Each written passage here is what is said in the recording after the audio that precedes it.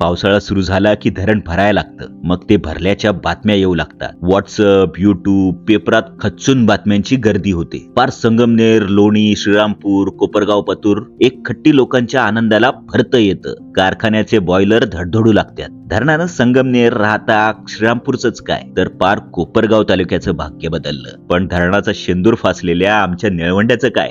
कधी ऐकलंय गावचं गाराणं?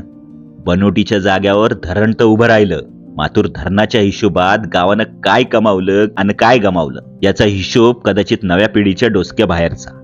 धरण बनण्यापूर्वी इथं जी घरं होती, जी वाड्या होत्या, त्यांचे सगळे अवशेष आहेत इथे. ही खापरी कौलं तेव्हाची इथे खाली पडलीत. विटा आहेत काही भाजलेल्या, सगळे अवशेष इथं विखुरलेत. गावं परागंदा झाली आणि लोक गावोगावी पांगली आणि इथे फक्त हे अवशेष राहिले.